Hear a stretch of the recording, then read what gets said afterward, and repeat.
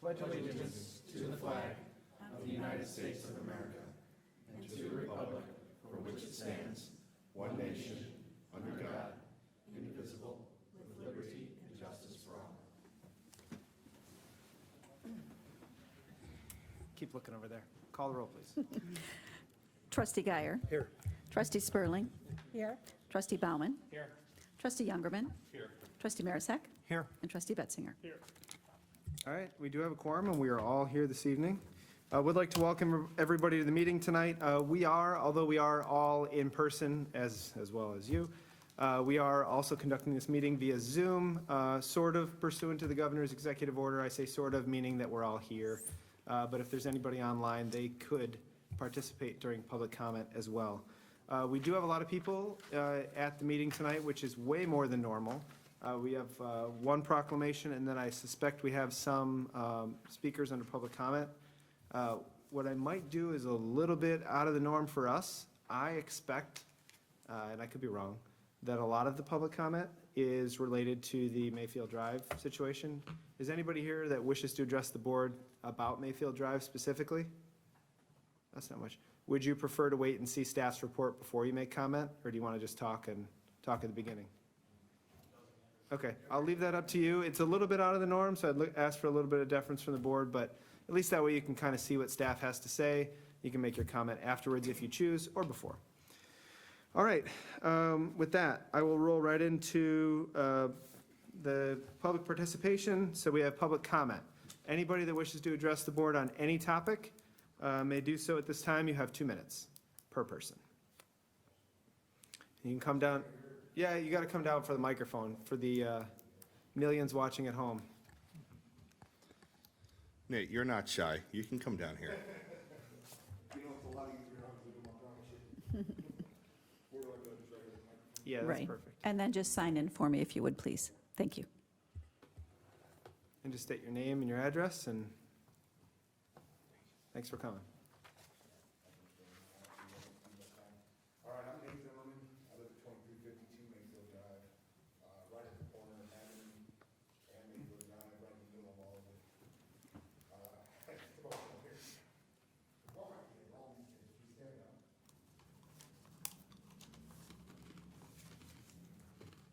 Can any one of you look at those faces and tell me it's not important to fix this problem? I'm tired of arguing with you guys. I've had many conversations. Thank you, by the way, for giving me the opportunity. We're done. All of us residents, you know. We have many others that are gonna show up later, hopefully. But I'm tired of arguing and fighting about it. I'm tired of wasting your valuable time coming to our houses and complaining about mirrors being knocked off or, you know, trees being knocked down, light poles. When does it stop? When does it really stop? Does it stop when these kids are in a bad? You guys gotta do something. I hope tonight's the night. The night that we've been waiting for 7 years, and some of these people longer. It's gotta stop. That's all I have. Thank you.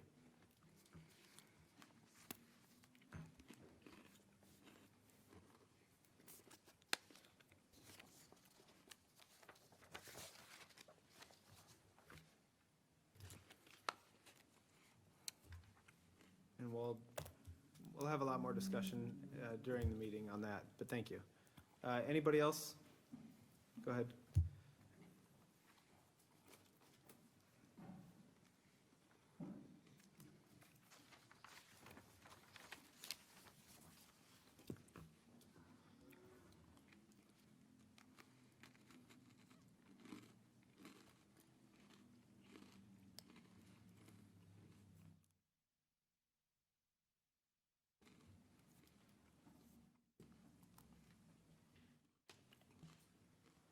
My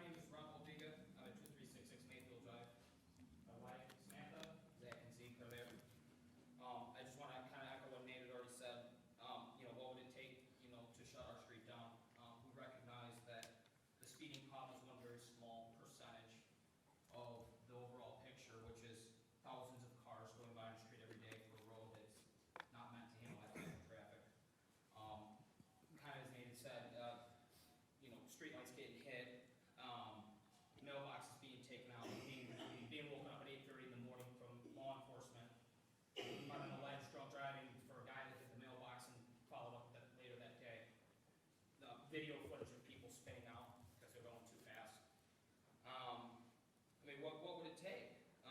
Would it take dozens of people calling the police on us while we work with the village of Montgomery and the police department for doing residents on radar?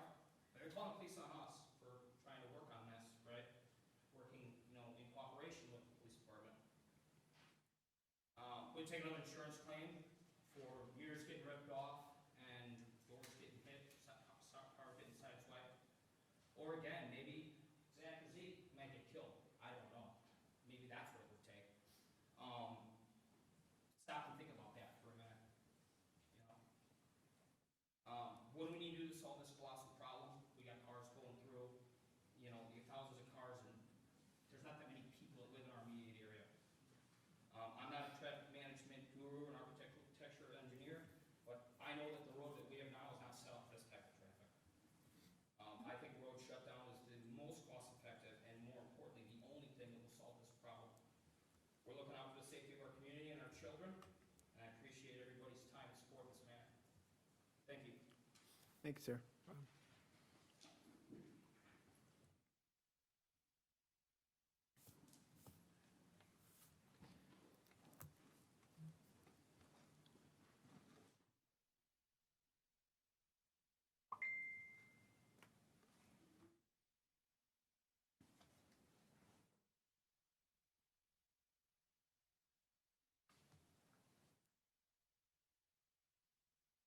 My name is Jacob Clark. I live on 2365 Mayfield Drive.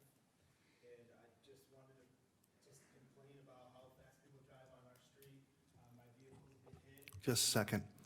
Can you do me a favor? I just got a text from our AV guy. Can you sit in the chair in front of the mic? Apparently, he's not picking the vocals up Now very they well. can see you too, look at that. All right, go Thank ahead, you. Jacob. Sorry about that. That's all right. My name's Jacob Clark. I live on 2365 Mayfield Drive. I just wanted to complain about how I've had my vehicle hit. One of my neighbors, they were backing out of their driveway and they got crushed from a speeder on our street. We've had people speed around buses on our street. It's absolutely ridiculous. I mean, what do we need to do to get traffic slowed down or stopped? I mean, it needs to stop. I mean, because somebody's kid's gonna die, and then why don't we be more proactive than reactive? So that's all I have to say. Thank you, Jacob. And while she's walking down, and please come, if you live in that area and you recently received the survey, just one hand per household, how many people filled that out? Perfect. Anybody fill it out and disagree with their spouse? We had a couple of those. I figured I'd ask. And I'm glad nobody admitted to that here. All right, thank you. And I'll just say, you're not hearing any objection from the board here tonight, because I think we'll have a good presentation tonight that I think you'll be interested in. We'll have a discussion, and we'll go from there. I think it'll be productive.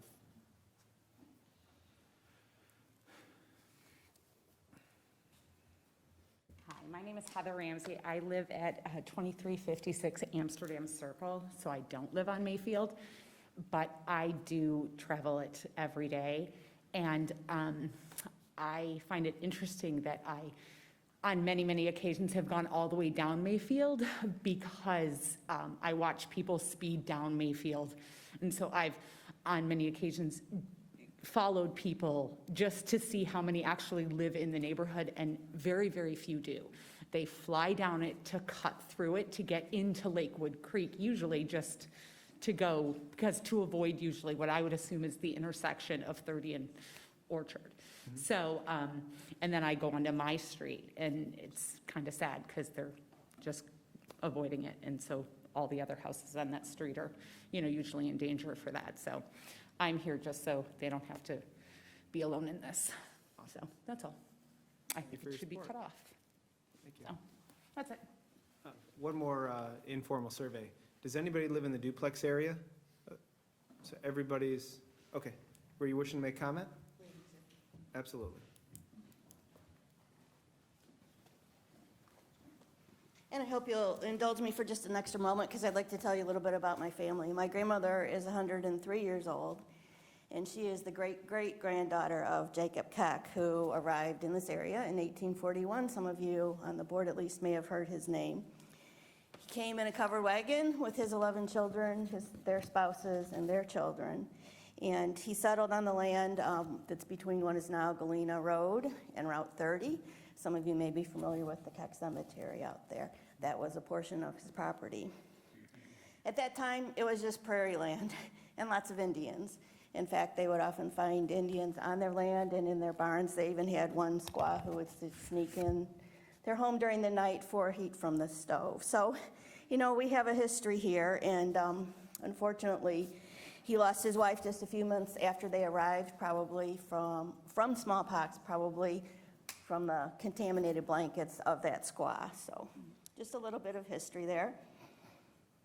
As a descendant of Jacob Keck, my grandmother was very proud of all things Montgomery. She lived almost all of her life here in Montgomery, 40 years right across from the old post office, 15 years at Anderson's farm. And she grew up on a farm on the north side of 30, just west of Gordon, so right out there in that similar area. So Jacob Keck would be my fourth great-grandfather, and he's the lesser-known co-founder of Montgomery along with Daniel Gray.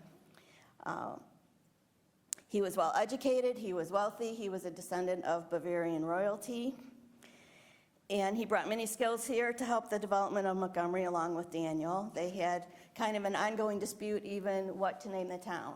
Jacob thought it should be Graysville, and Daniel thought it should be Kecktown. They eventually settled on the name Montgomery. That was the county they lived in New York. And Daniel came just a year prior to kind of scout things out and get going. Jacob followed with his family. So they both worked together. They were instrumental in bringing the post office to Montgomery in 1848, even before Aurora had a post office. And they wanted to develop a thriving prairie town.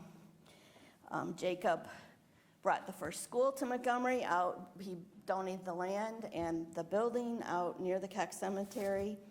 And he also worked on providing funding for the Montgomery Church that's right up here on the corner.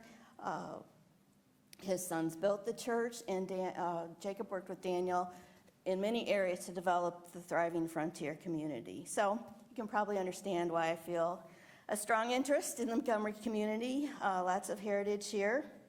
I have lived on Roxbury Lane for 19 years since my home was built in one of the duplexes, as you asked, near the Blackberry Creek, which was a source of entertainment and food for my grandmother and her family.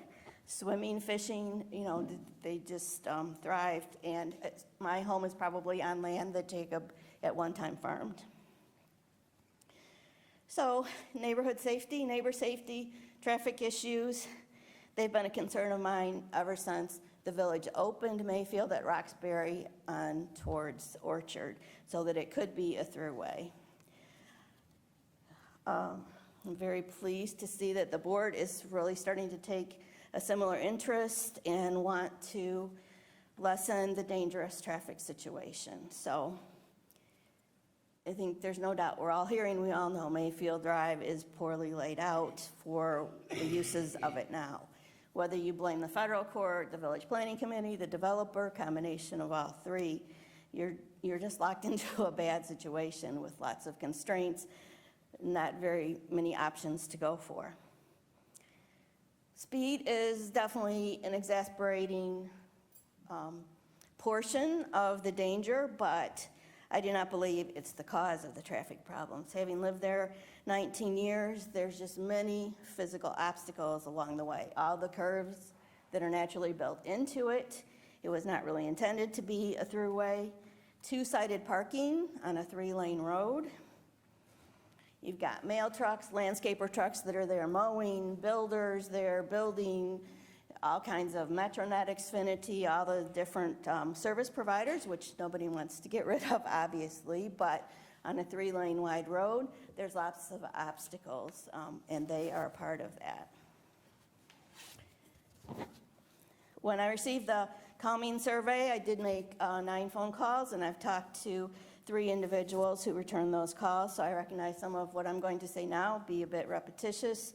Maybe some of you saw my survey as well, but I think for most, this, my opinions will be something you maybe haven't heard before. So, having lived in the neighborhood for 19 years, driven on the roads for 19 years, I see the problem really as twofold. It's unwarranted road rage and lack of parenting and supervision, not by everybody, but by some. And while I would assume you as a board support individual self-management and responsible parenting, those 2 things are actually public health issues. That's not really the purview of the village. However, I do believe as a board that you can help to minimize the public health issue by providing a safer travel environment. So these are my key points about the actual road itself.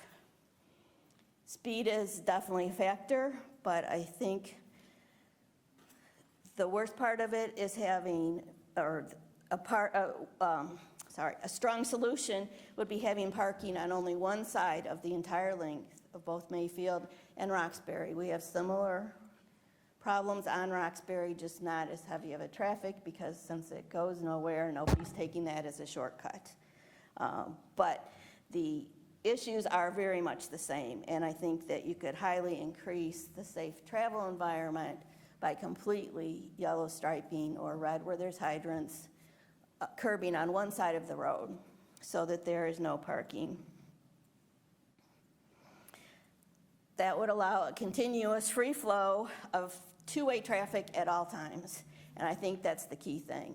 Right now, people have a lot of road rage because of the frustration. They're dodging obstacles. They're distracted. If I'm got to go this way over a car and that way past the mail truck and whatever, I can't watch what else is going on. So speed then becomes a factor because they get past those obstacles and they take off like a shot. But I think free flowing of traffic, people being better able to watch for children or pets or bikes or whatever, with less distractions of the weaving back and forth, would make a huge difference in the safety environment and the road rage. Believe me, I've seen plenty of gestures that people don't want to see in good weather, yelling out windows and whatever, not necessarily directed at me, but it's amazing how frustrated, and that's why I say it's unwarranted, a driver can get having to wait 5 seconds for another car that was there first to come through the one-way passage so that they can then take their turn. I think just the largest contributor to the lack of safety is the very poor sight lines. The preponderance of obstacles. As I said, there are people, you have to weave back and forth around everything, whether it's garbage trucks, mail trucks, people parked on both sides so that only one person gets through. All of the various service people, MetroNet or landscapers who are there mowing, that type of thing. I think by striping one side of the road, which would be the mostly north and east sides of Mayfield and mostly south and west sides of Roxbury, then traffic once again both sides could be continually moving. Would that decrease the speed or keep people from speeding? Possibly not, but hopefully it would reduce their attitudes and their recklessness because there was a continued flow.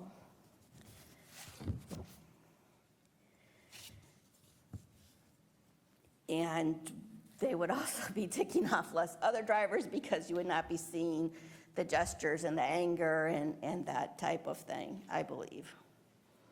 I'll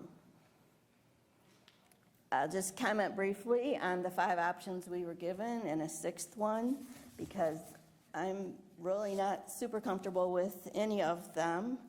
I think that if we're going to close the road, we should close it at Concord in Mayfield. Most of those folks who are speeding, as it's been mentioned already, are folks who are passing through. And closing the road at Roxbury splits up our neighborhood. We're half included and half not included, wherever the issues are.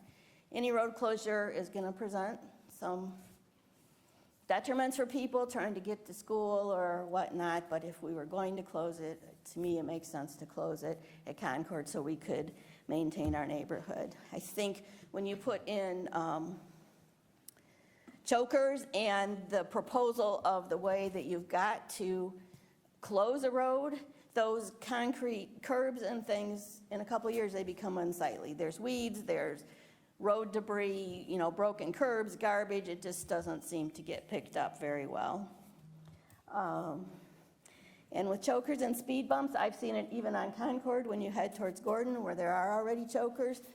People slow down for the choker, but then they drag strip once they get past it because they've had to slow down. Once again, an unwarranted road rage type attitude, but that's what tends to happen with the closures.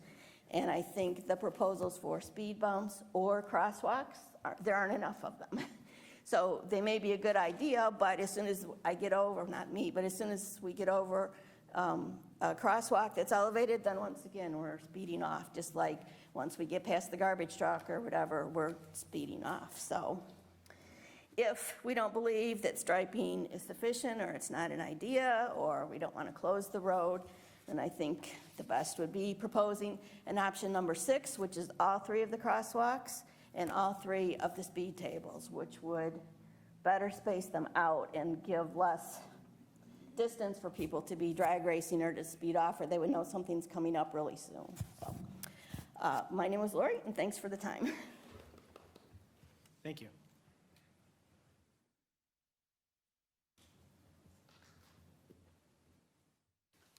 All right, is there any other public comment this evening?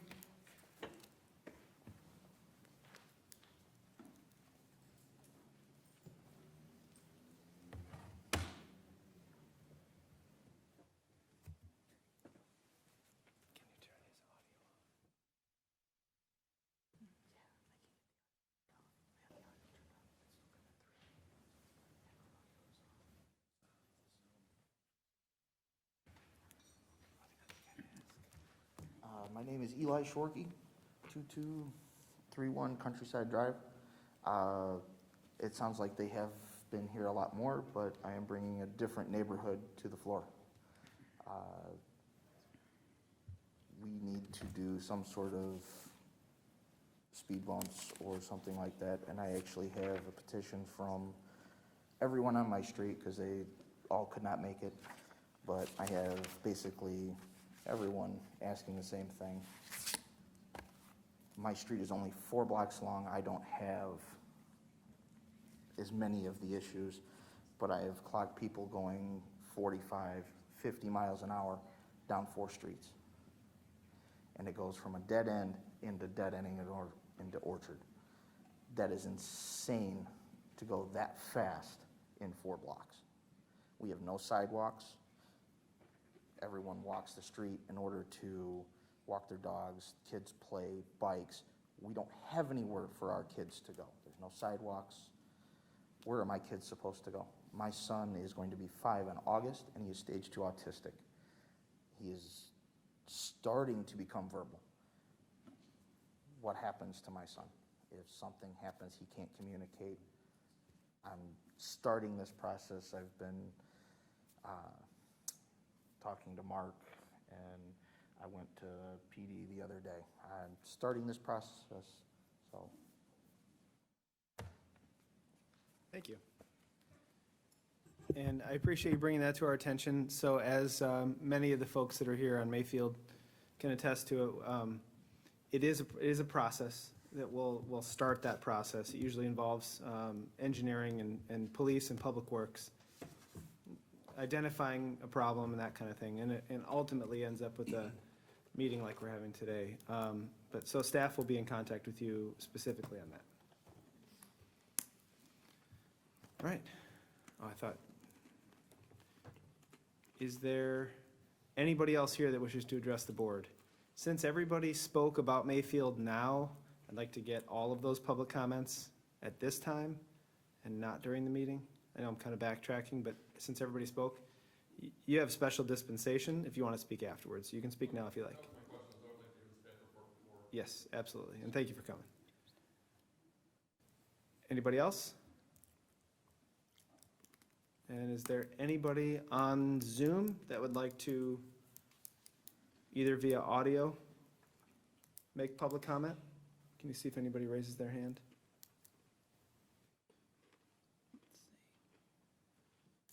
Nobody with their hand raised for the attendees.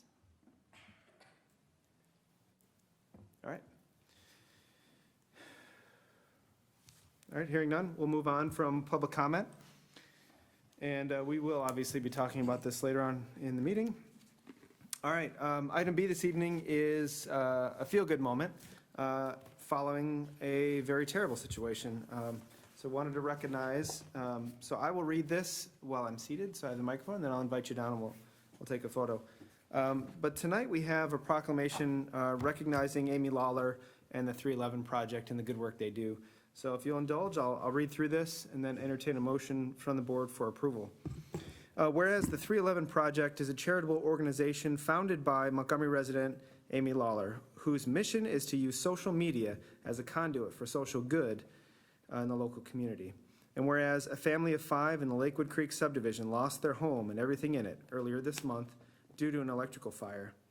And whereas the 311 Project immediately used their social media channels to coordinate donations of food, clothing, gift cards, and cash for the family, and even arranged for gift cards and a birthday cake for their daughter's birthday, which is the following day.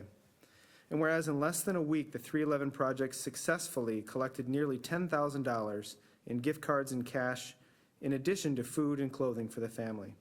And whereas the dedication and efficiency of Amy Lawler and the 311 Project volunteers, combined with the generosity of community members, have helped this family get through a tragic time in their lives and demonstrated that this organization is truly a force for good in our community. Now therefore, I, Matt Brawley, Montgomery Village President, do hereby recognize and thank Amy Lawler and the 311 Project for the good work they do and commend them for their dedication to assisting those in need.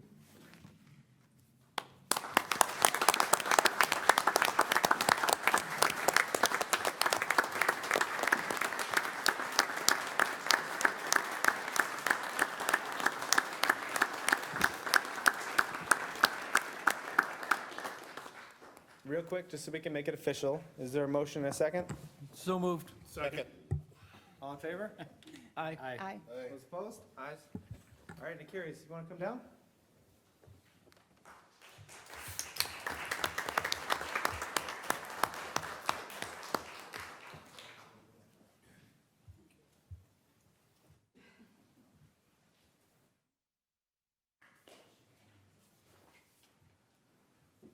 Yes, anybody else? Absolutely. Thank you.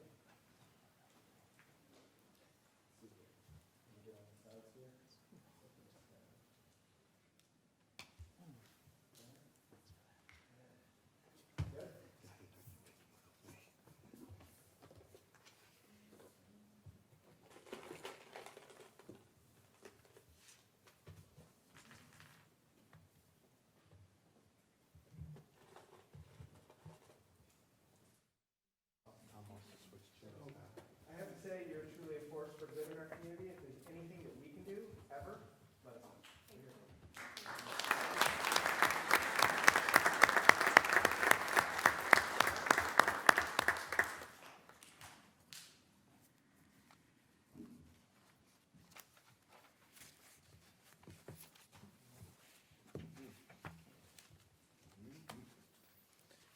As I stated before, if you don't want to stay for the whole meeting, you're welcome to leave.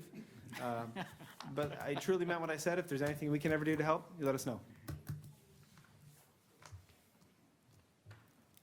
Trustee Brawley, would Yes. you like me to call the roll for that proclamation? I got it under unanimous approval. Okay. Thank you. All right, I'll move on to the consent agenda and then entertain a motion for approval. We have minutes of the village board meeting of May 10th and accounts payable through May 20th, 2021. So moved. Second. Trustee Youngerman. Yes. Trustee Marisak. Yes. Trustee Betzinger. Yes.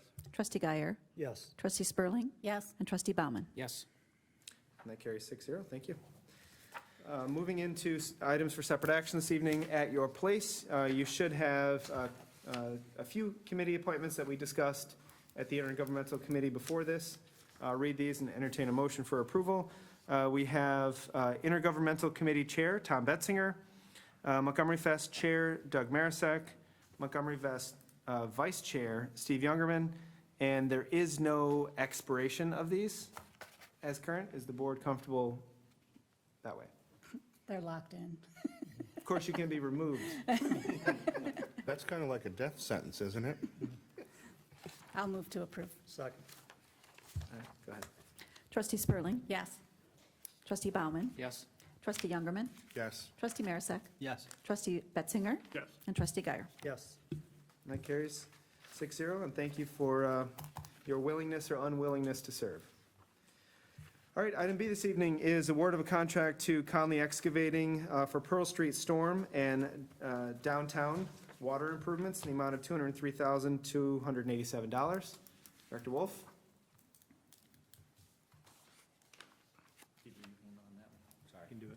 So thank you, Sorry. Village President. So we have 5 bidders that submitted for the Pearl Street Storm Sewer and the downtown water improvements. This project's being done in conjunction with the road program. It's replacement of a storm sewer on Pearl and also fixing valve vaults and other water utility in the area. Engineer's estimate for the project was $287,700. The low bidder was $203,287. Low bidder was significantly underbid. We are seeing some fairly aggressive bids recently due to the economy and there not being a lot of underground work at this time. So we're pleased that we got good bids. Conley Excavating is a contractor that's done work in the village previously. We have a high regard for him, so we are recommending award to the lowest bidder, Conley Excavating, in the amount of $203,287. I'd be happy to answer any questions. Thank you, sir. Any questions or a motion? So moved. Moved and second. Any further discussion? Call the roll. Trustee Spurling. Yes. Trustee Bauman. Yes. Trustee Youngerman. Yes. Trustee Marisak. Yes. Trustee Betzinger. Yes. Trustee Guyer. Yes. 6-0. Thanks, Pete. Item C this evening is award a contract to H. Linden and Sons for Route 31 water main replacement improvements, in the amount of $570,289. First one to look up gets to do this one. There you go. Yes. All right, this is a replacement of water main along Route 31. The main goal of the project is to get the aging water main that's in the Route 31 right-of-way, outside the right-of-way, so that if we do have to make repairs in the future, we don't have to go through state requirements to do the repair. But we're also completing a loop so that the dead-end water main that is at the north side of the village can be looped back through so that we have improved water quality for the businesses on Route 31. We did have 7 bidders that submitted for the project. The low bidder was H. Linden and Sons in the amount of $570,289. Engineer's estimate was $751,410. Again, we received very aggressive bids, and we've been seeing that theme in other communities as well. H. Linden and Sons have done work in the village before and done a great job for us. So again, we are confident in awarding the project to the low bidder, Linden and Sons. Oh, I should mention that we did take alternate bids on several items to try to reduce restoration costs. So we are going to do some directional drilling in front of one business on Route 31. The price, the way it was presented in the Linden bid, made it attractive for the village to award. That would be contract alternate B. So that's what we're recommending is base bid and alternate B in the amount of $570,289. Awesome. Did you state what the timeline is for these this season? Yes, we're going to be doing it this construction year. We'll start processing the contracts right away. Awesome. Did you say all of the bids included this restoration portion, or just this one that you selected? It was a mandatory bid alternatives. We had the base bid and 2 alternatives. One was for an open cut in front of the business, and the other alternate was for a directional drill. And the directional drill is more favorable to the village because we don't have any additional restoration cost So that's the reason we chose that. And it was the same price in Linden's bid. Okay, thank you. So moved. Second. Any further discussion? Go ahead. Trustee Guyer. Yes. Trustee Spurling. Yes. Trustee Bauman. Yes. Trustee Youngerman. Yes. Trustee Marisak. Yes. Trustee Betzinger. That carries 6-0. Thank you. All right, moving on. Items for discussion this evening. First one, liquor license request from Debbie's Video Gaming at 1240 Ogden Avenue. This is the group that came to you at the last meeting, looking to go at Douglas and 30.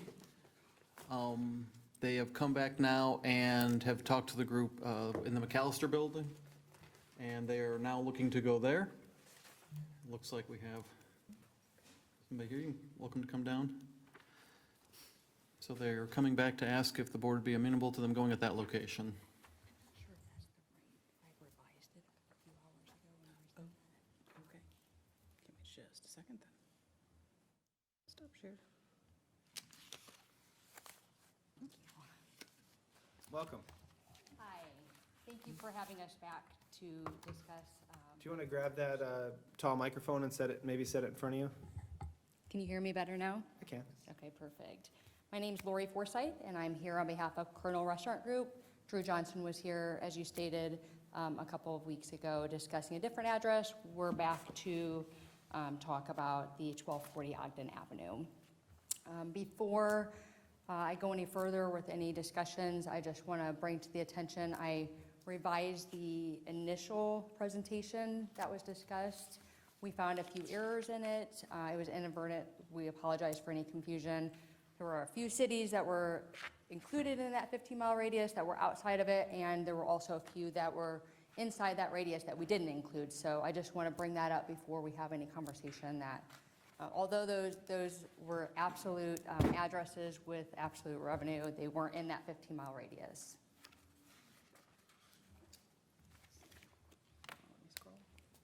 Yes. So the presentation is the same that you discussed. There's not much new to it except the 15-mile radius discussion. Debbie's has a very unique type of parlor program that they have that's kind of different than everyone else. They don't have their own restaurant. They don't compete with the restaurants in town. They don't compete with the bars. They're their own entity. We tend to find that communities that don't have parlors are missing out on some revenue that they may otherwise have. And what I mean by that is there are people that like to play video games that don't want to go into a bar, that don't go into the restaurants, that you're missing out on. Those types of patrons do go to other communities to do that video gaming, and you lose out in your community.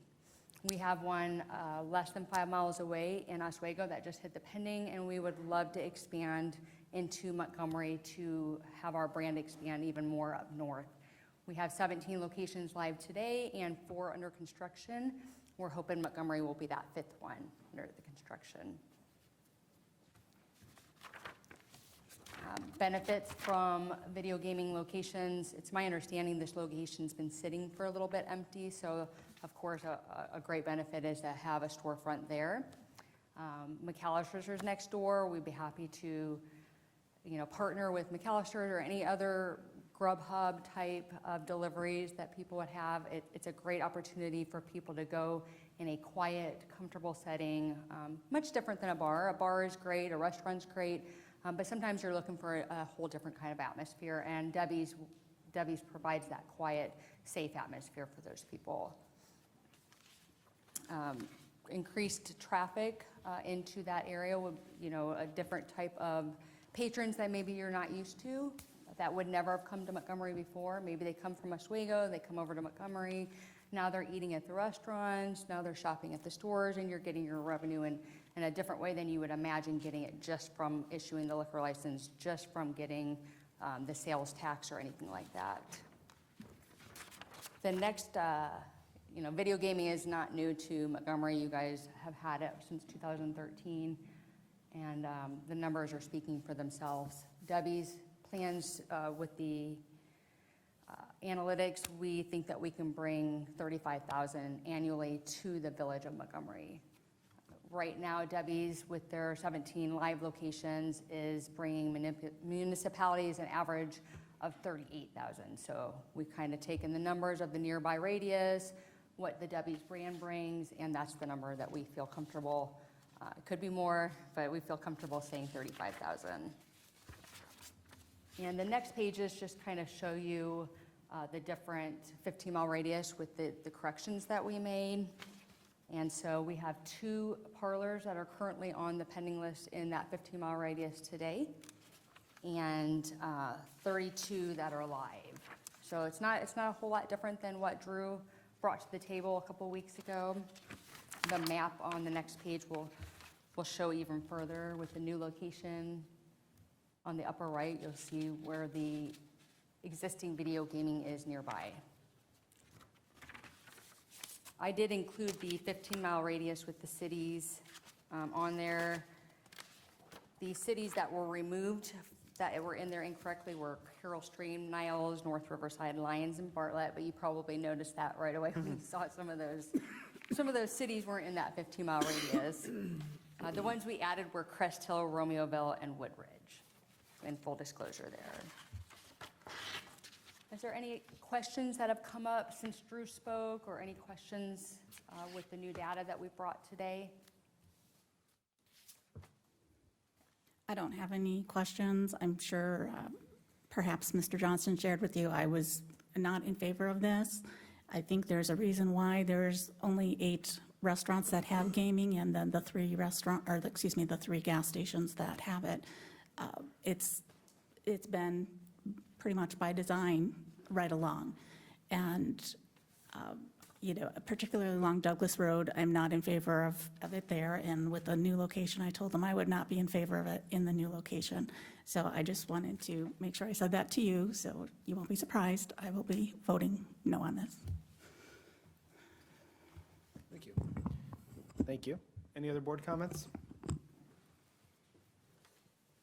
I appreciate the petitioner taking, I believe, trustee Youngerman's suggestion of looking at the alternate location and helping resolve some of the concerns with what we had. So I appreciate the pretty timely response to that suggestion. So, thank you. So at this point, the decision for the board is a soft decision. Yeah. I need more information. I'm not interested, Or you'd like us to move forward? or move forward. Move forward. Move forward.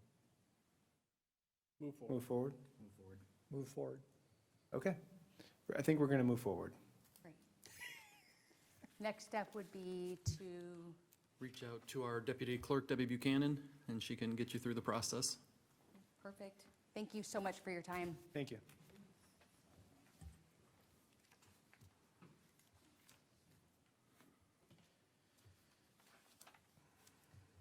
All right. Moving on to item B this evening is also a liquor license request from El Castaño. Anybody? I don't know if we have anybody from the restaurant here. Looks like we don't. All right. Is there anybody on Zoom from the restaurant? That's a good question. I'm going to say, If there is, raise your hand. doesn't look like it. Okay. We'll move on. The request here is, like I said, El Costeño for the old timers. That's the old Bill's restaurant. They currently have a liquor license, but they are looking to add a package sales liquor license. They, out of their to-go area, they would like to do package sales. So, and that is their request. So it would be 2 licenses at that location. Yes, there'd be the restaurant license and then the package sales license. Has that always been set up that way? That there are 2 licenses? When Poor Boys had that? Was it 2 or was it 1? I'd have to look, because I thought it was 1 license that we we got rid of. I'd have to look. I mean, they're looking to do restaurant sales and package sales, so we can And when look. we say if the board's in package favor. sales, are we talking about, because I know that with COVID and everything that's happened, that, margaritas to go, you order your Mexican dinner and you order a gallon of margaritas and you take them home with you? Or are we talking about they want to sell 6 packs of beer? I believe And be it a is- liquor store? I believe it is the latter. Okay. Unless you specifically mention to them that we would have this whole conversation without them, Let's have this when they're here. Okay, Because we're going to ask questions that you're not going to know, I bet. probably. We're going to table this then? Yeah, All unless right. somebody really wants to talk about it without them. We will let them know they need to be here. All right, moving on. I'm going to go out of order. Is that okay? Do Mayfield and then the Public Works? Sure. I know you're ramping up for it, but these folks are here, so let's do that. All right, so we're going to go out of order and do item D, which is the Mayfield Drive Traffic Calming Survey results and presentation from staff. So with that, I'm sorry, Pete, I threw a curveball. Ask Engineer Wallers for his presentation tonight. And if you're, just to kind of have stated this, if you're on Zoom and if you're here and you have opinions, I would love to hear them, but not during his presentation, not for the rest of the board meeting, afterwards, next meeting, that kind of thing. Text us, call us, whatever. I do care what you have to say, but we can't, it's not really a discussion tonight. Thank you. And then, hey Sonia, before you stand up, if you can go to display settings.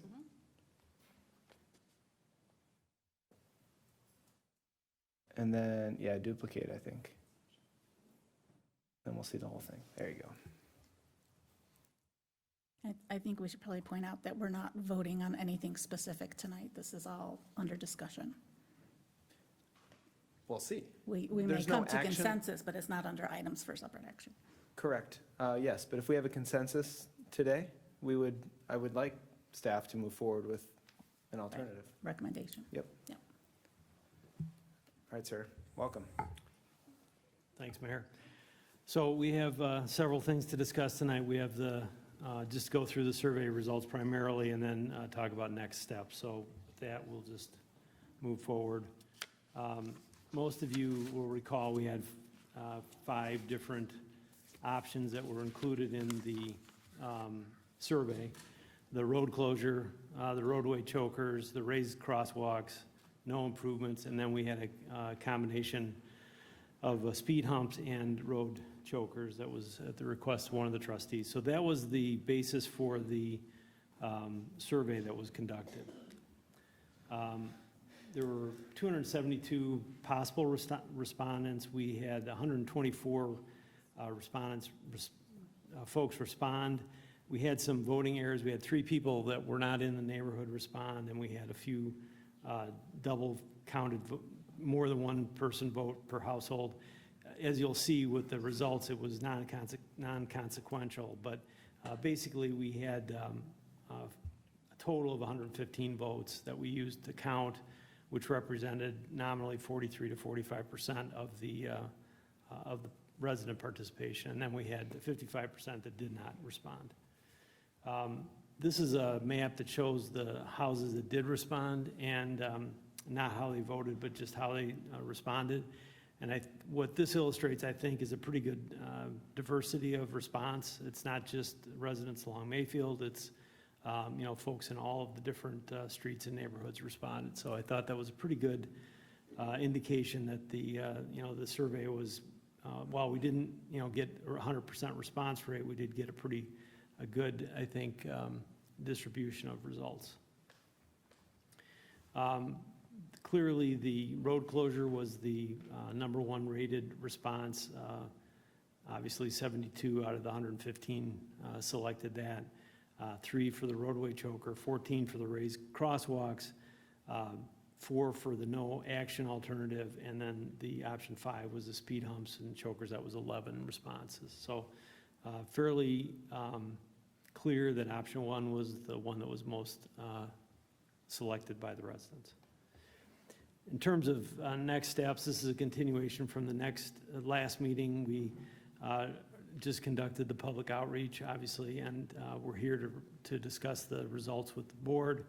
I've got some staff comments, and I'll probably go back to the road closure just to talk a little bit about that, so everybody recalls what we had proposed. But just want to point out some of the obvious. We had 148 homes that did not respond. We have been conducting additional background traffic data in the subdivision. We plan to use that to compare with the effectiveness of any alternative or any option that's selected. And if an option is selected for implementation, what we'd recommend, or what staff would recommend, is that we install it as a temporary measure first, and then go permanent in the future. And what we would do is, again, do some data collection after the temporary measure is installed to determine confirm the effectiveness, and then I think we'd have a discussion of whether or not we want to do any additional survey to the residents, but at least we would know how effective the traffic calming measure was. And then once we have that before and after data collected, we would come back to the village board for further discussion. In terms of an implementation schedule, this is kind of generic, depending on which alternative is selected. I mean, obviously, we have one that's the leading candidate, but at the time, we weren't exactly sure which one would be the most dominant. But anyway, regardless if we go a different direction or a combination, whatever, we would notify the school districts, the fire districts, and others so that they're aware of what is the selected alternative. We plan to do digital message boards to indicate what measure we're going to have 2 weeks prior to installation. And then we estimate, and it could be sooner, but roughly 4 weeks to prepare the plan, order and install the signage, and install the temporary control measure. This is based on, if material is available. We've been seeing some material shortages from time to time lately, but in theory, if we moved immediately, if we delay it, it'll be later, but it could be as early as the week of June 28th. And then following installation of the temporary control measures, as I mentioned, we'll have traffic counts, and we would do about 6 weeks of those.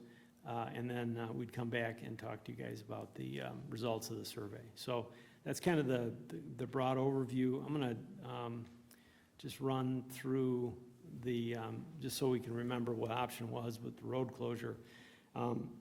The road closure, just so we're clear, will allow authorized vehicles to have access through it. We're proposing a 14-foot wide, basically opening at grade. It's similar but not exact to what that image is showing, but that is from another location in another city.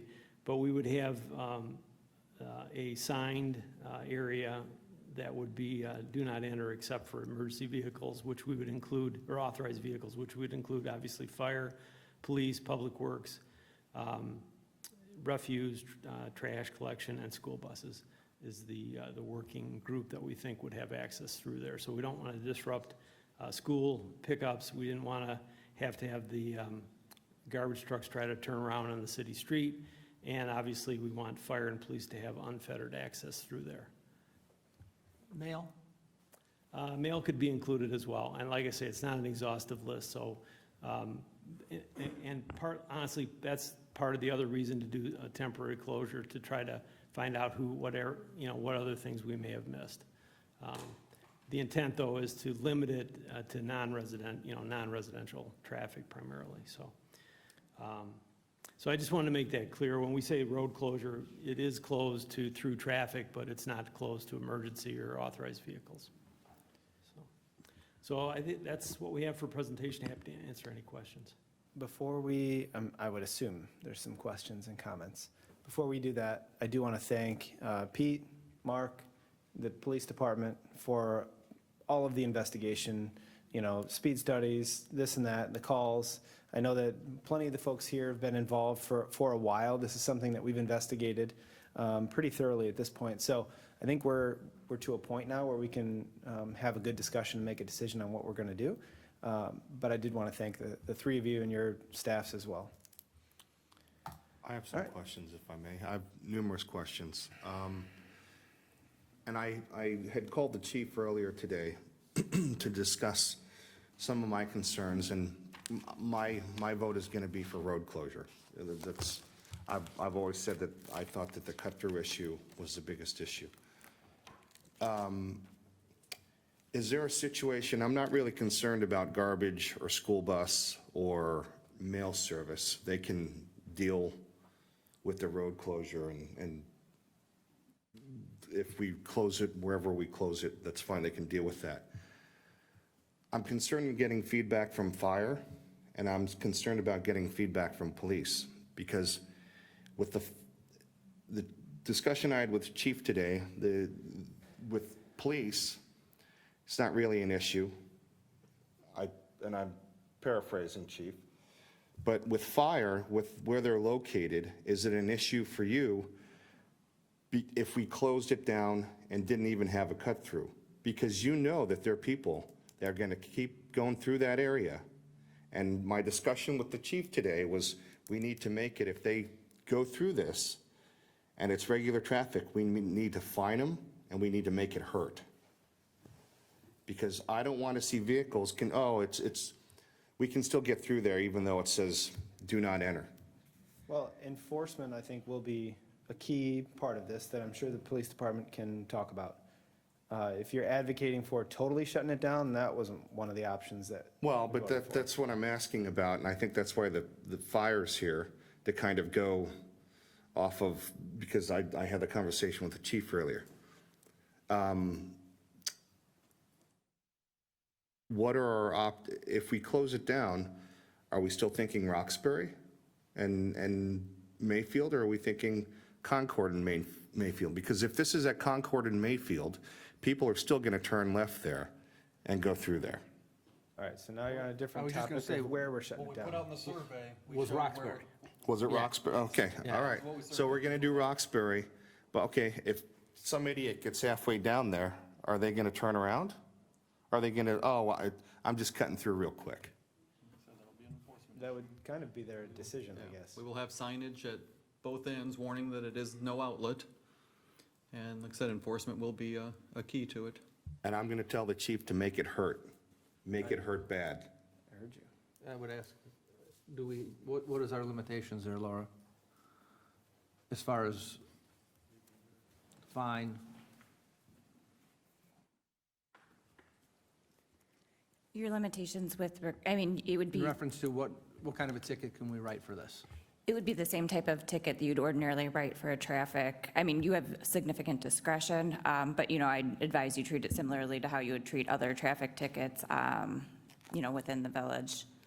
Otherwise, just the practical reality is you go to court, and if you have one type of ticket that's different than all the others, the judges tend to question those. But, you do have within your discretion, however you want to write the tickets within your village. So what I'm hearing you say is that we should raise the rest of the fines to match whatever we want for this one. So, and I think now is a good point to state that we want compliance. We don't necessarily want to fine people. So, Chief, can you comment a little bit about how this would go from the PD's standpoint? How would enforcement look? I assume there's a learning curve, that kind of thing. There are. It starts with education, the education process, which Mark and I already talked about, putting up the signage, getting people, let them know this is happening. However, in this case, we wouldn't show so much leniency as we would in a normal traffic violation. This is a direct violation of a traffic control device, which we've set up for the quality of life of that community. So we wouldn't be out there issuing warnings. We would immediately issue a traffic citation for $150 about. Yeah. So, Okay. And again, it's clearly marked. It's not, right. Do not enter.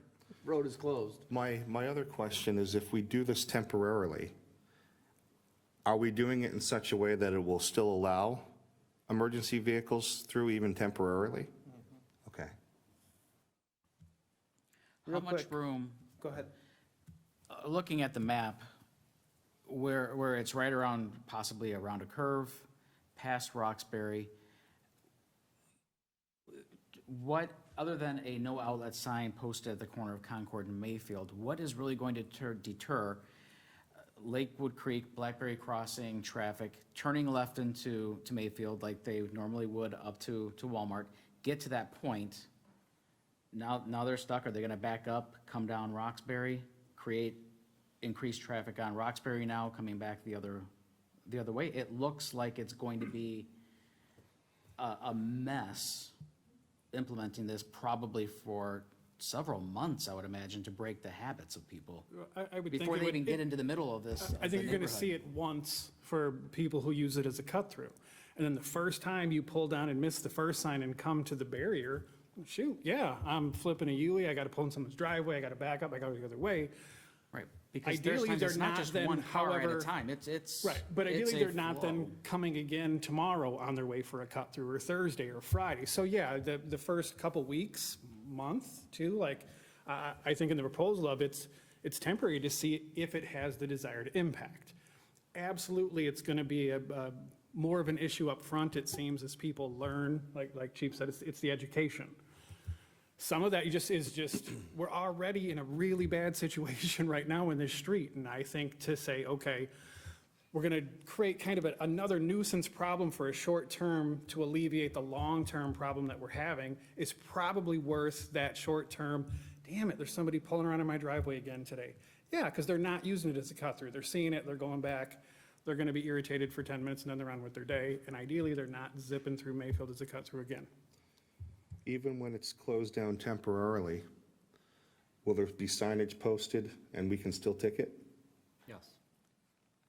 I think the temporary portion, to clarify, I think, from what I understand, is it's temporary in that it's going to be some kind of barriers that we can remove just so that we don't incur the cost to do it permanently and then find out it doesn't work.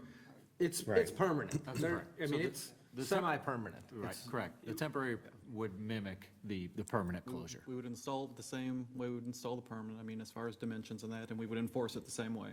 Okay. So a the couple of signage things. would be permanent.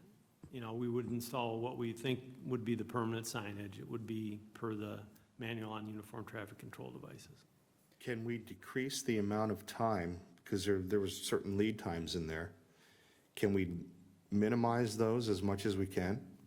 Absolutely, and it's just a general schedule. We'll certainly try to improve upon it, yes. Okay.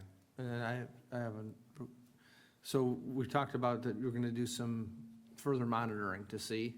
Right. We wouldn't start that until a month and a half, 2 months afterwards, because that traffic volume that Tom was talking about is, it's going to be 2 hits, because it's going to go in and it's going to come back out. So if we at least wait past the education process and have some patience for that before we start immediately counting, because I think we might get some false data.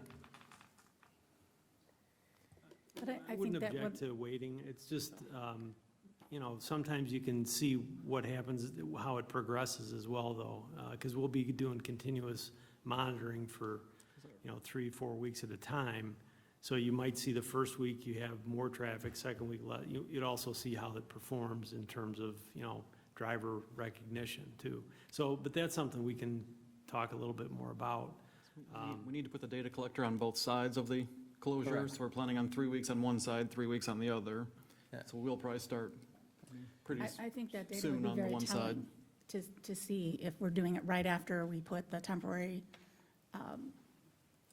whatever it is that, where it's closed, then we would truly be able to see who's turning around and leaving the neighborhood.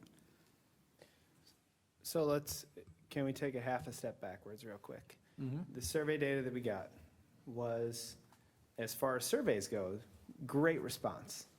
But knowing that what was the percentage of people that didn't vote? 55. 55%.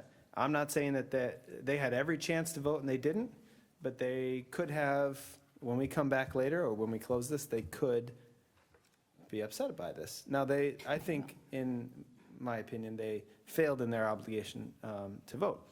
Is the board comfortable with that response rate moving forward with the preferred option based on the response rate? And I would like everybody to comment on that because we're all going to get phone calls. Yes. Yeah, I mean, 43%, and of the 43%, the large majority was in favor of this solution.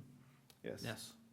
Yeah, I'm in forward, but not only was 55% of the folks did not respond, 15% and the second leading solution vote was to do nothing. So if you want to look at that, really, you're looking at 70% of the people who had the option to vote the survey did not respond or chose no. Yeah. And that, to me, is, and I think what you're driving at, is there's significant people in the neighborhood that this road closure is not the option they want. Or it's not as impactful on their lives based on where they live or their situation or their kids. So the temporary and see how it works. Ideally, this would be a permanent solution to stop the cut through and slow the traffic down. I'm in favor. Okay. Anybody? The location was indeed specified in the sample that went out. So those that are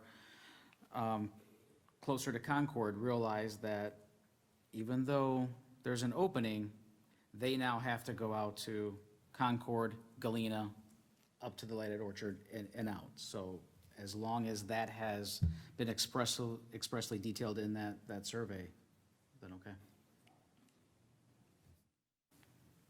I would have loved to seen a much higher response. I know this is a great response for a survey. My concern is we have that 55% that essentially doesn't know something's going to happen. So as long as this is something that we try out temporarily, if we have, all of a sudden, we have a bunch of people who did not vote and say they didn't know about it, or they didn't know anything about the survey, and they come and say, no, I don't want this, we have to address that group then, if they become the majority that says, no, we don't want this. So I'm okay with it as long as it's temporary and we can kind of see what the repercussions are from doing that. And, maybe we will get more of a response, but I am concerned that we still have over half of the people that, essentially may not know this is going to happen. So it's going to be like, oh, surprise. Right, and nobody's committing anybody here to more than the temporary, fix right now. Temporarily, we'll take a look, we'll talk about it again. Yeah. Trustee Guyer. I would have loved to have seen more, honestly, but I'm surprised we got as many as we did. I have a few issues. I've said this before, and I don't know if I've said it publicly, but years ago, before we started developing out west, I wasn't on the board, but I've been a resident over 35 years. I was actually in the old Village Hall, and I saw a transportation plan. And I had made the comment to somebody, and this was after they started building the duplexes on Mayfield, is Mayfield is slotted to go all the way through Orchard. Everybody's going to be using that road to get to the retail that is built on Orchard. It's just going to happen. And in fact, from my house, your house, and Tom's house, if you say, I want to go to Aldi, and you Google map it, it takes you right to Concord and right through Mayfield. So it's a preferred route according to navigations. And I believe that's driven, and let me back up just for a minute, that's not all the time. During off hours, it takes you down Route 30, but this gets back to the traffic issue we have on Route 30, is because it's so bad at times that nobody wants to go down. And a perfect example is if I go to Aldi from my house during peak time, it's 15 to 20 minutes on Route 30 to get to Aldi. If I go an alternate route, if I go down Mayfield, it's 7 minutes. If I go down Galena, it's 8 to 9 minutes per the navigation. I've done it before. So I think that drives a lot, is people just don't want to deal with Route 30. And that's out of our control, unfortunately, and hopefully that'll get better. But we have an immediate need now. I agree with Matt. Some of my concern of the closure at Roxbury, especially coming from the Orchard area, is when people get around that corner and they see that sign and they say, I'm going to keep going, and they get down there and they find out that they cannot go any further or should not go any further. There's only one way to turn around, and that's in somebody's driveway, and that concerns me. I've always thought a better place to close it would be between the retail and the residential. The other thing that, to put things in perspective, and perhaps Pete can address this, there's quite a bit of density in the duplexes and in the single family. So we have a large subdivision here of people that only have two ways in and out. What is, Pete, statistically, the average trips per household in a residential area? For single family, I believe it's nominally 10 trips per day. So, and how many houses, total households are in here? 272. 272, so 2,720. I think the number's a little different for the townhomes, but I don't recall that offhand. Okay, So so, it's something less than 10 for the townhome. So I think the anticipated trip generation from the single family and the townhomes would be around 2,200, 2,300 cars per day. okay, so. Trips per day, excuse me. And so that's just those households using Mayfield Drive to conduct their daily business, work, school, trips, things like that. And I'm not saying there's not a volume problem there. There's a volume, that's just a lot, but I think a lot of it is just from the fact that there's a lot of households in that small area, and they only have two ways in and out. I've thought about this for a lot of years. I mean, because this has been going on for a lot of years, and even before I was on the board, I talked to several trustees about it. In fact, I think 3 years ago, Teresa and I talked about it, and we actually said, when we were talking, probably the best thing to do would be a temporary closure to see how it goes, and just to see if it does, help the situation as far as traffic. I would think that if we do the temporary closure, that we should immediately put up traffic counts, and if at all possible, I would think that we should do it simultaneously on both ends, both at Mayfield and Concord, and between the retail and the residential up there by Wuforia, so that we can immediately tell what kind of impact we've had, and that we can see what type of impact we have going forward. One of the things is we're coming up on summer, so there's not school, so we may have some skewed numbers because people aren't running their kids back and forth to school. And when I heard, when I was researching this, and I heard residential minimally is 3 trips a day, maximum is up to 20 trips per day, depending on the type of household. I thought to myself, how the heck could that be? And then I just started thinking of trips I make in a day.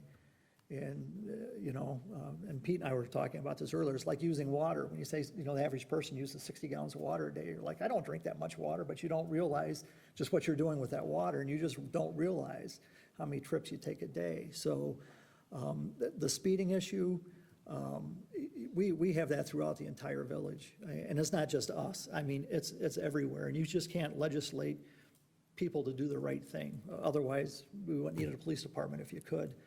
One of the things we'll have to take in consideration on this is going forward, because we have the gentleman here tonight concerned about Countryside and speeding there, and just people that have talked to me, and then also on other platforms. I mean, there's a whole list of people that are watching this, and they're going to want something done on their streets that they feel is a problem. Prescott, Patron, Concord, Lakewood Creek Drive, Gordon, South Broadway, Sherman, Lincoln, South River, South Main.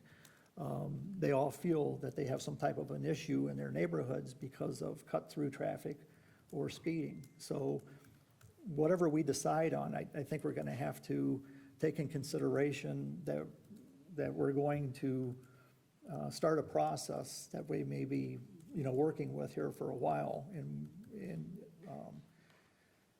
again, I'm not saying there's not a problem on Mayfield, because there is. And honestly, I try to go down Mayfield every chance I get just to look at it, to see what happens. And I'm one of those guys that drive 20 miles an hour, just to see how many people I can just get on my tail. And I'll be honest, 2 out of the 3 times those people pulled in the driveways on Mayfield Drive.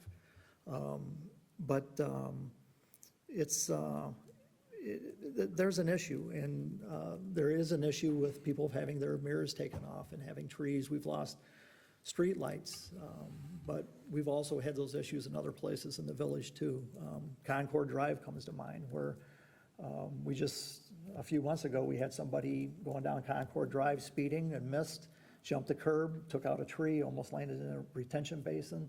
And that's happened 2 or 3 times, and there's actually a bike path there. So if somebody happens to be on that bike path when that happens. So I guess the point I'm making is it's an issue. It's an issue throughout our village, and it's an issue everywhere with the speeding. I'm not opposed to trying this. I like it on a temporary basis so that we have minimal cost, because I would hate to do something on a permanent basis only to tear it out because we find out, it's not working. It's not working for the community. Well, the people that you're going to get complaints from are the people who live in Lakewood Creek. Well, not necessarily. So the people that live in so it sounds like a good idea. Now. When we get complaints, one of the first things that we need to do is say, okay, what's your address? Right, And if it's over on Deer Point or Deer Path or Manchester or whatever, okay, well, you're pissed because you can't use your cut-through anymore. right. Well, and I get that, and And it's I'm not still a saying it's valid not an issue. concern that will chart. I get it.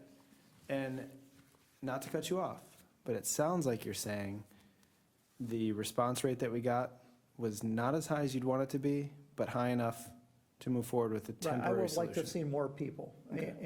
And like Teresa said, the problem is you have people that won't say anything, and then as soon as you do something, they come out of the woodwork and Yeah. they're upset.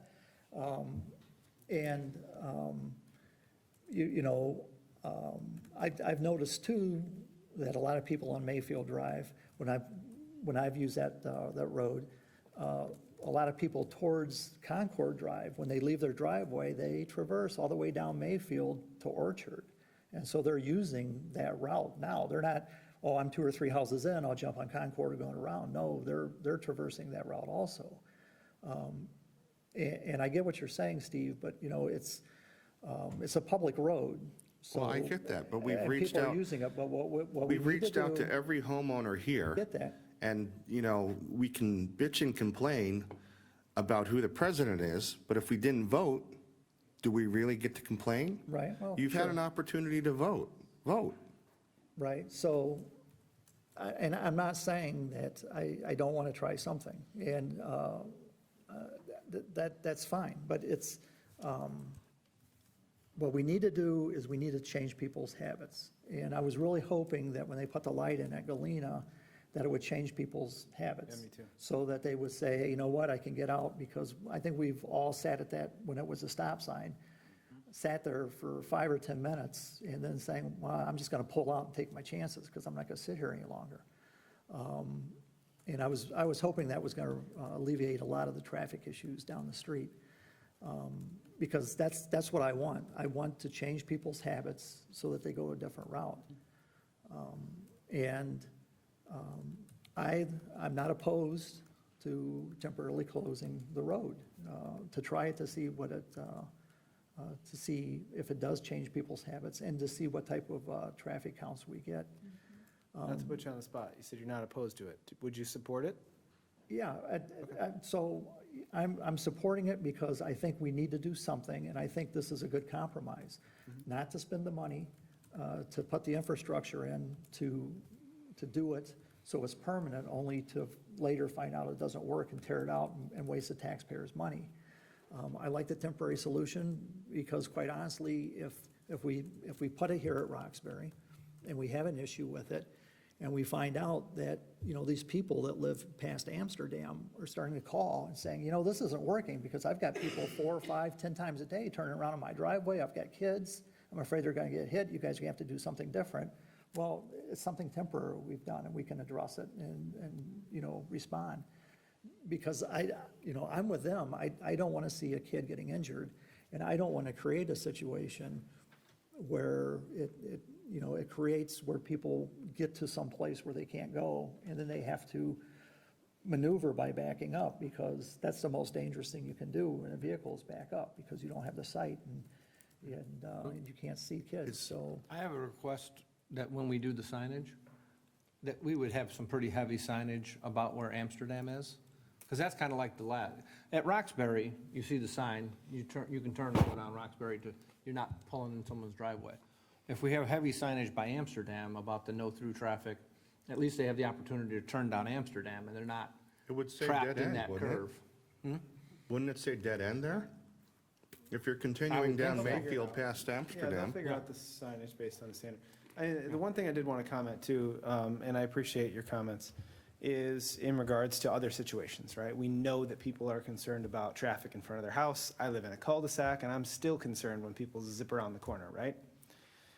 it's important to state that we have a process now, a pretty well-defined process. Granted, it's taken a long time to get here, but we follow this process, and we have in several other instances when we look at stop signs or speed bumps or, crosswalks, we have a process in place that for Eli, we're going to follow that process when we investigate that area.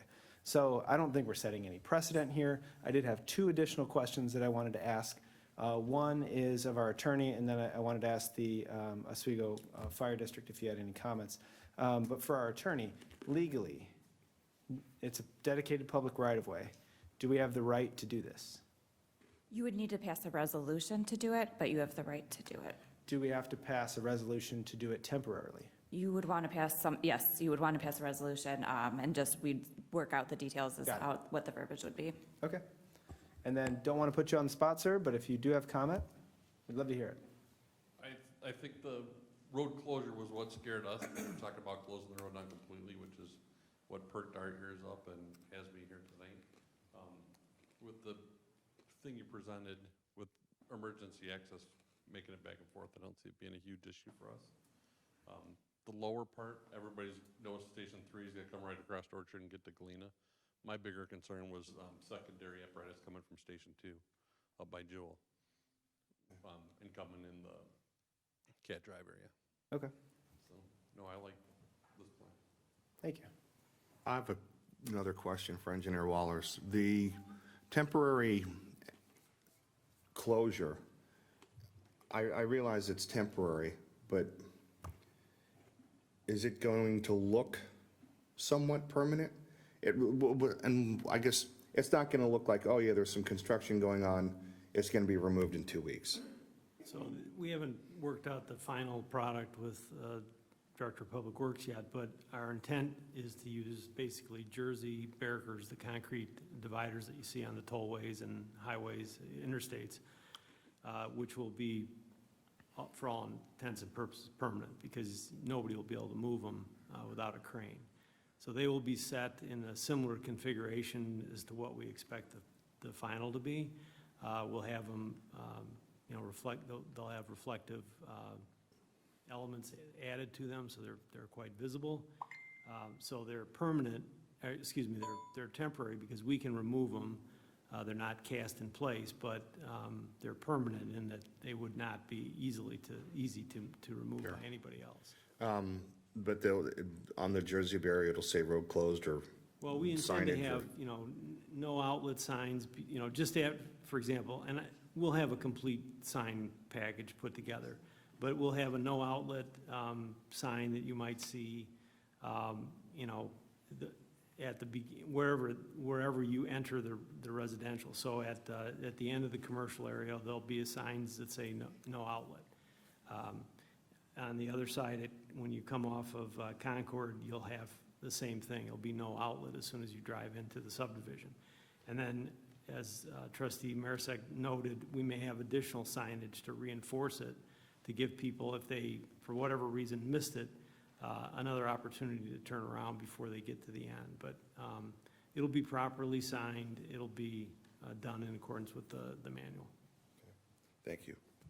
Steve, were you done? Oh, go ahead. You're done? So in this area too, we would have signage on those barriers, and is it going to be, is there enough lighting right there in the area? I don't want to see somebody crash into it. Mark knows where all of the light poles are. Is there one there? There's one approximately close to the location. So Nailed it. just to clarify too, we probably won't be signing the barriers themselves just because the actual physical attachment to the barriers may be a little bit more difficult. Signage would most likely take place in the right of way as it's consistent with the rest of the village. So still be effective, still be visible, used with the same reflectivity intensity that all of our standard signs are made with. So don't see much of an issue there. We will be adding, like Pete suggested, reflectivity to the barriers though, but not the physical signs most likely attached to the barriers. Right, because I'm concerned with, it is such a habit for people driving through there that it might be a very last minute thing. They could completely ignore all those signs and all of a sudden get there and, oh, wow, there's something in front of me, and, right into it. My other question, Are we defining what temporary is? Are we defining a timeline until we Well, here's. take a look at Yes. data? Yeah, so if you go back to the timeline of the presentation, Oh, did I miss that's it? the draft. No, I mean, it's in there, so, but it's a draft timeline. I wouldn't want us to be tied down to only 6 weeks, because what I'm seeing is this turnaround business might need to be, and it might be something that once we get into it, we want to see what it looks like once school starts. Right. Once you got buses going on. So if possible, it would be nice to temporarily close that until further notice. That's what I was Yeah. thinking is for when the schools go back in session and we have the buses going through there, I'd really like to see what happens at that point before we would make any further decision. Yes. So a couple of things. It sounds like, and again, don't want to put words in your mouth, you're comfortable moving forward with this option as in a temporary state. Staff has obviously a little bit of clarification and work to do on this, because we're not there yet. Drafting a signage plan that the board can see. I don't think the board needs to approve that. A resolution to formally do this. Is it conceivable that that could be on the agenda for June 14th? With a defined timeline. The other thing too would be, at that point, having spoken with the school, fire, postal. Yes, I mean, that was, I anticipated we'd bring it back to you on the 14th, because we'll still be, working all the issues out. Well, by then, we should know any issues on delivery of the materials, and we'll have a better idea of our implementation schedule. We don't anticipate that any of these items would exceed your purchasing threshold. So you might want to delay until after that vote, but right now, if the board is comfortable, if there's consensus to start ordering signs, move through, we might be able to push this timeline up, so it's not June 28th, it's earlier in the summer. I think, I love this idea. I think it's the best way to do it. It's the best way to retrain people. As I look at that map, I see that we are now splitting that neighborhood. And that's what it's effectively going to do, most likely. I don't know the dynamics of the neighborhood. I don't know block parties. I don't know neighborhood events. We all have our little groups in our neighborhoods, but we do that. We are splitting that area up. I would look. And just making sure that we say it, we hear it, that most of this traffic, this flow-through is coming from Lakewood Creek, from Blackberry Crossing, that the middle of the neighborhood is the best option to put this and not at Concord. So, As long as school buses are going to get through and everyone's going to get through, I just look at it, it just seems like it's going to create a. well, in the progression of the development, the townhomes went in first, and so that was, we look at that as a neighborhood, and then the single-family went in secondarily, or at a later time, let's say. So it seemed like a logical place to have the closure between the two, the single-family and the townhomes. Also, the townhomes, for a long time, didn't have the ability to go to the north and east along Mayfield. So again, it seems reasonable.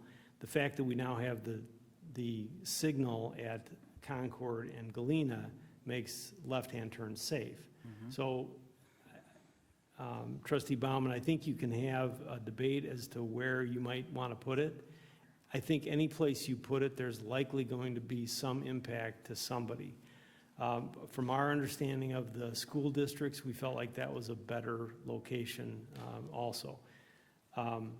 But as we all know, once something is implemented, you learn things that you didn't know, correct?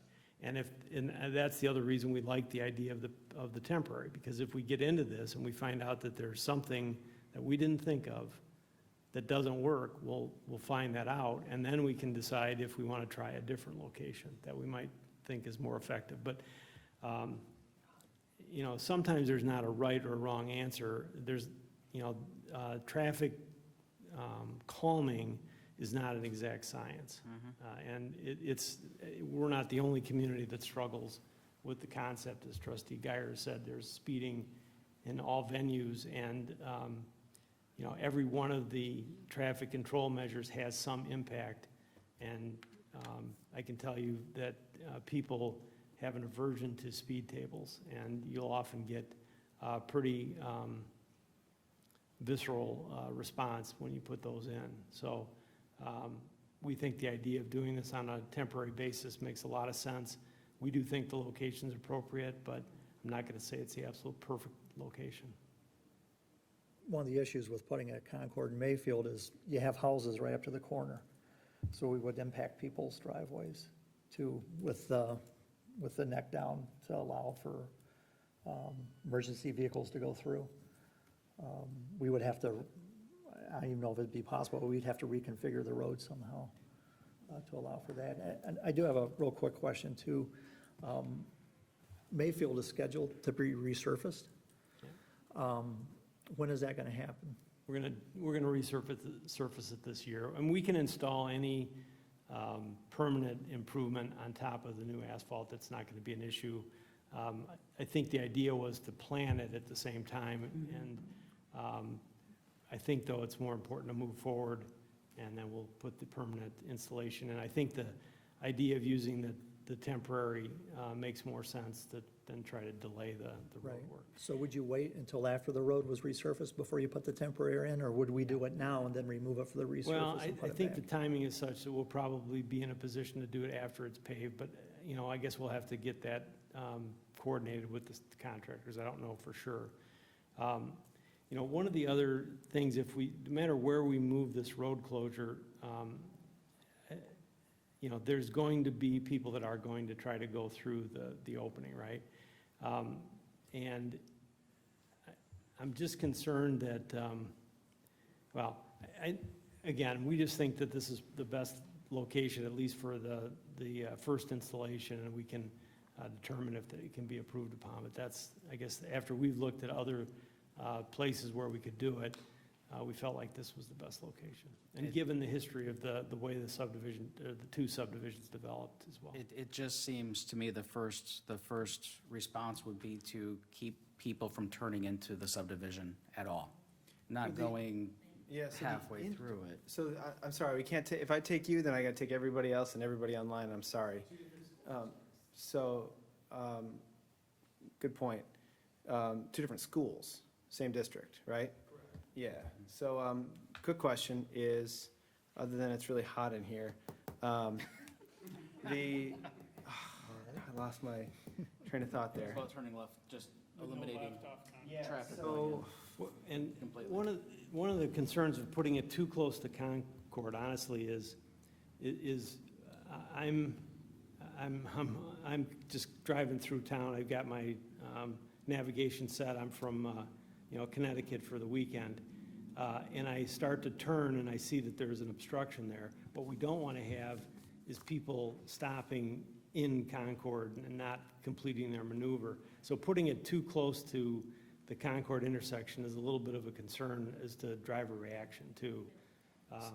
Now, do we move it, do we move it in 5 houses and then set it? Well, then, yes, you could do that. Again, there's other places you can put it, but each one has its own unique set of circumstances once you start to look at them. And we'll see. We'll see what type of visceral reaction. I would assume, I'm making an assumption here, that the folks that are here generally think that this was their preferred option. I would bet that's how you voted. The one thing that I'm sure somebody's wondering is, how is the vote distribution look? And if you look at the actual votes, which is not on here, and we don't really want to present what people's individual vote was, it is pretty well split. People on the south side also chose road closure. So that was one of my concerns, was, are they all up north? They're not really impacted, your daily life, but it's not. People on the south also voted that. So it's good to know. The one thing is about traffic on this street, and correct me if I'm wrong, if you were to analyze what traffic is supposed to come out of here, it's generally what we were seeing. Is that accurate?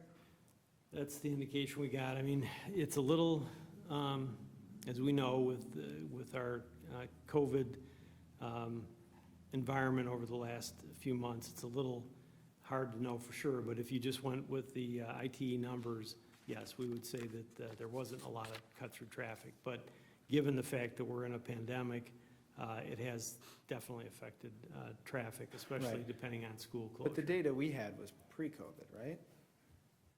I hope. Yeah, some of it 2019. was. Yeah, 2019, Yeah. 2,240. All right, I think that we've done a good job of beating this up. Teresa has one more comment. Anybody else have another comment? I'll get you in queue. All right, you make your comment and then we'll Okay, wrap it up. so are we planning to now send out another mailing to notify people this is coming? Since we have 55% of the people who didn't even respond, and it's going to be like, hey, surprise, That's why we're going to put the digital message boards out, right? giving people notice ahead of time that it's coming. I mean, if they We were didn't not gonna do a respond to the mailing. survey, they might not pay attention to the That's like mailing. giving them a But second I'm chance saying, to I vote in mean, an if we election. think about, we did something as minor as putting in a pathway, and we had people show up and saying, you didn't tell me you were putting a pathway, Sure. beyond my backyard. This is huge. This is a huge, it's going to be, people are going to have to really change how they're living. So that's why I'm saying, are we even going to make an attempt to notify people that this is coming? Or we just say, hey, we're trying out this temporary thing, you guys figure it out? I'd suggest newsletter, because, Well- because again, although this is impactful to these folks, it's impactful to everybody that goes down that road, Well, all of those right. BlackBerry. So you're talking about a major mailing We to have a catch everybody. And communications again, manager. the signs are there to tell you. The June newsletter has already gone to print, so. She can go knock on doors. I would have not do that to you. every confidence that our new communications manager will figure out how to get the information out. There you go. Just going to be walking door to door. All right, anybody have anything else? Anything else from the fire department or anything? Just wanted to make sure you made your comments. You good? Have you ever met? The one question I forgot to ask, and we can talk about it later probably, is the one diagram you showed in the center on the pavement, there was a short obstruction. And I guess my concern would only be how tall that is for both police and fire probably. It's just for us getting through. striping. Okay. It's not raised. So in the photo, there's a little One of the initial curb. versions that we looked at, we did talk about doing a raised table, but after speaking with Public Works, the plowing was very difficult. So we just are going to go with a striping pattern, reflective striping. Very good, thank you. All right, this will be on for action at a future meeting, likely June 14th. All right, thanks, Pete. Appreciate it. Does anybody need a break before we continue? Please. I thought we don't have Denny anymore, so we can go longer than 90 minutes, but. You didn't even get All it right, we'll out. take 5 minutes, thank you.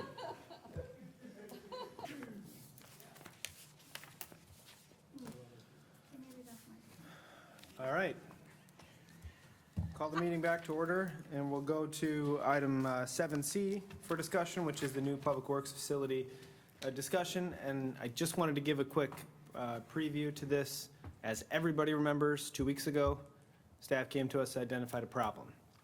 Over the last 2 weeks, staff has investigated 2 different scenarios and is here tonight to present findings and recommendation. Thank you, President Browley. Stole half of my thunder, but that's okay. So as you mentioned, you recapped it. So what we wanted to bring to the board, in front of the board tonight, was the 2 options that we are evaluating. Option 1 would be a new Public Works facility located on the existing Public Works site with the new entrance off of Nell Road, opposite of what we originally planned, which was off of Auckett Road. The entrance would come in on the far western portion of the existing Public Works site and connect to the design site that we're coming up with now. Option 2 would be for the facility to be constructed on the land located at Civic Center Drive, adjacent to the police department, that the village already owns. Staff has been working to identify both budgetary and operational differences with each site to identify the optimal location that will work best for the village, not only for today, but for many years to come. At your stations is a comparison of budgets for each option. Taking a look at the budget comparison, I'd like to point out that there are additional items that are specific to option 2, which would be the Civic Center site. A 2,000-ton capacity salt storage building is being proposed as this will be necessary to accommodate winter operations on this site. Additional material bins will also be needed as option 2 site, will be needed to account for spoil storage. This already exists on the current Public Works facility site and is not something that is incorporated into the new building project. A new fueling station and equipment, along with the removal of old fuel station and equipment, is necessary for daily operations as well at option 2 Civic Center site. Previous provisions, for the new fuel station and equipment are included in option 1. However, the infrastructure was being placed as part of the project, but the actual equipment wouldn't be added until a later date at which the current equipment has reached the end of its life expectancy, and then that cost would come out of operating budget, probably within the next 8 to 10 years. Moving forward for the operational issues, staff looked at major differences in day-to-day operations for each site. There were some factors that were necessary to take into consideration in the process. One major issue that we looked at was traffic. The traffic generation and the backups that occur on Route 30 had a definite negative impact on us analyzing the Public Works site at Civic Center. Duplicate offices and equipment necessary to continue operations out of 2 different locations on different side of town. Central location within the village was another thing that we had looked at closely. Aesthetic screening and security issues with the Civic Center site were another thing that were taken into consideration. Staffing separation within the department, and then leaf transfer, relocation, or operation off-site. And then distance traveled for water main breaks, water main repairs, potential new equipment, and procedural changes for that type of work. So with the analysis that staff completed, we are recommending that the village move forward with construction of the new Public Works facility to take place on the existing site, or option 1. The other question that was presented to the board was timing.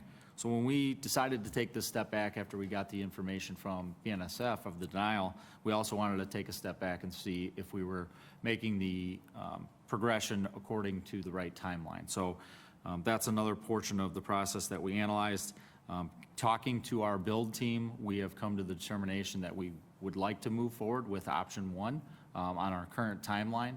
We think that the current market, which I think tonight, both bids that were presented to the board for infrastructure repair projects are a great indication of us seeing good pricing, and I think it's the most value to the village to take advantage of that.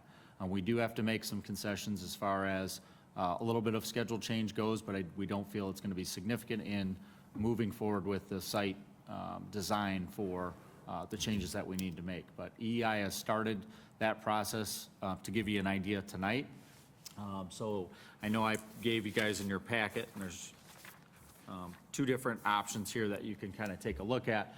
The site plan for the existing is very rough. And again, before we do much design and put a lot of legwork and labor time into this, we want to make sure that the board is comfortable moving forward with this before, obviously, we start expending funds to redesign the site. So if there's any questions from me, I'm happy to answer those. Mark, do you have any at the time. questions? Yeah, I have a lot of questions for myself. Awesome, thank you. I think, Sonia, do you have the plans, just in case there's somebody online that wants to see this? All right, so you have 2 site plans in front of you today, and then you have the budget for the 2. He went through operational stuff. What questions or concerns do you have? I have one. Go ahead, Sorry. Darren. So the current site, we're not changing the fueling at this time? Correct. We're leaving the fueling station the way it is? Correct. So we're making accommodations, Process. we're making accommodations for the future fueling site. So one of the big impacts that we looked at was there are changes to the laws the state of Illinois plans to make, and I don't remember the specific timeline, but I want to say it's around 2030, that underground storage tanks will have to have major redesign. So what we're planning on doing is setting up the infrastructure to accommodate above ground tanks. But again, getting the full lifespan out of the equipment that we have, so we're not, getting rid of materials or getting rid of equipment that still has use and life left in it. And maybe for the board, you talked about in our meeting on this, how it would be impractical for you to have fueling at one at the old Public Works, and then everybody else elsewhere. Just didn't work. Yeah, and a couple of major factors is, number one, again, to point out, we have underground storage tanks. So we have to have certified underground storage tank operators on site. So once we move fleet off-site, we lose our certification people. The other issue is communication. So we have to run fueling reports, so on and so forth. So there have to be a dedicated computer that would be left there, and then we'd have to have staff literally come over to run reports and generate those invoices for us to be able to do all that necessary work. So not to mention the fact that we're bringing the bulk of our day-to-day operations equipment all the way across town just to get fuel. It's doable, but impractical. Yes, The police wouldn't have to drive so far. this is true. And that is one of the benefits. That's why I'm not asking their opinion on this.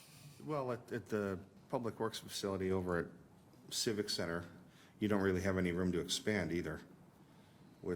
If we use existing property, even though we're keeping the existing building up for a certain period of time, correct? Or indefinitely, I believe? Well, a portion of the building would definitely be left up indefinitely. Until we figure out the new water source? Okay. Even still, more than likely, a good chunk of it'll be remain. But it gives us a little bit more room to grow. So, okay.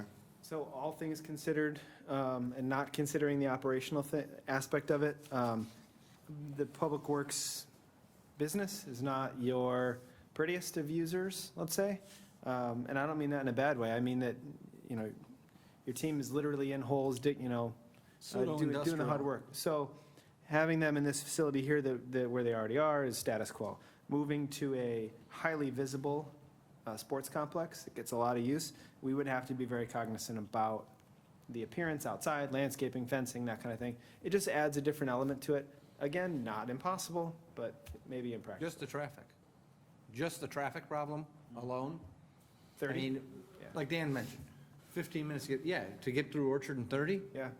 It's just impractical. It kind of dies right there on the vine because you can't, if you had to go to the east side of town, could be 20 minutes to get through that light.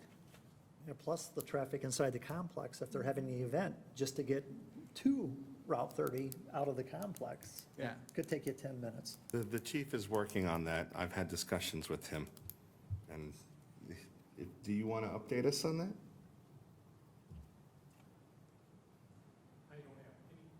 Yep. I don't have any of those statistical numbers we talked about.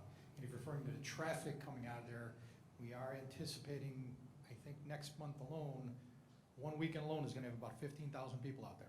So Right? that creates a huge traffic problem we have no control about.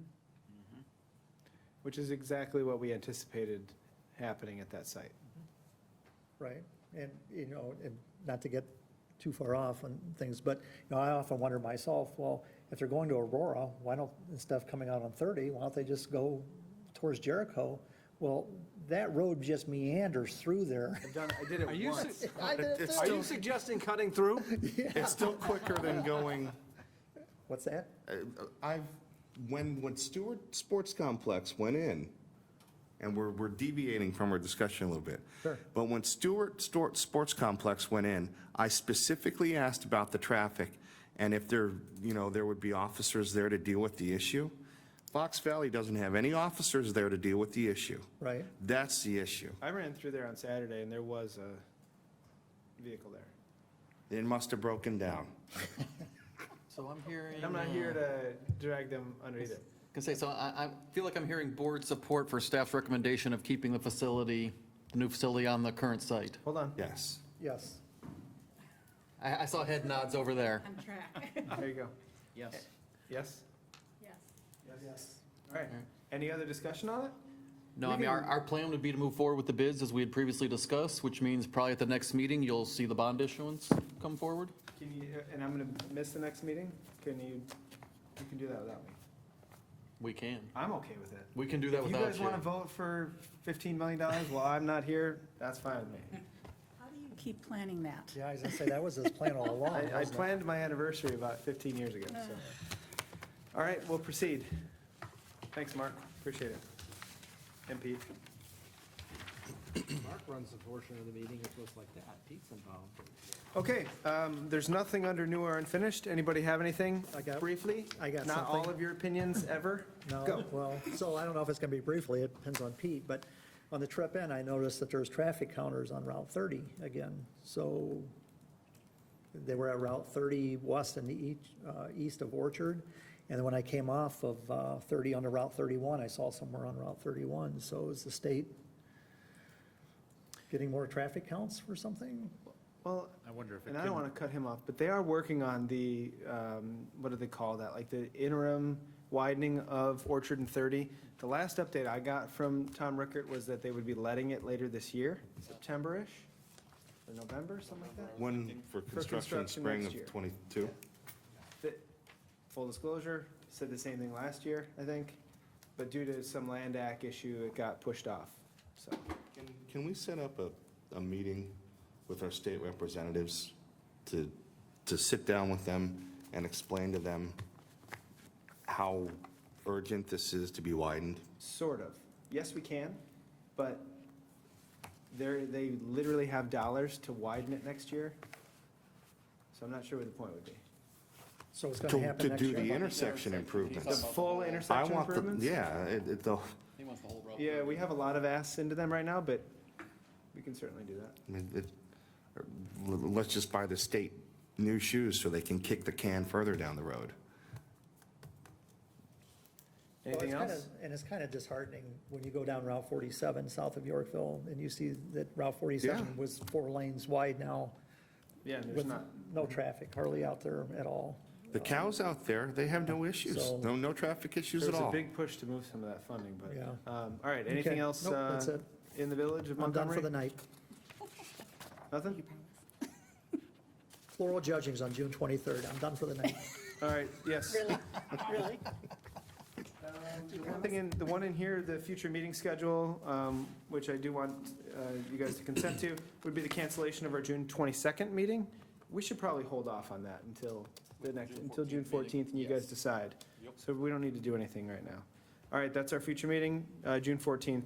You guys Motion will to be here. approve. I won't be. Second. All those in favor? Aye. Perfect. Penny does not like when you do that, at all. She cringes. You can just mark a yes by everybody. Unanimous. First and second. Doug. Yeah, Doug was first, the first. Teresa was I second. was the All second. right, we do not have executive session. I'll entertain a motion to adjourn. So moved. Second. Sorry, I don't know who did it. Trustee Youngerman? Thank you, Steve. And I second. Thank you. Ready? Yes. Trustee Youngerman? Yes. Trustee Marisak? Yes. Trustee Betzinger? Yes. Trustee Guyer? Well, yes. Trustee Spurling? Yes. Trustee Bauman? Yes. Thank And you. we're adjourned. Thank you. I took that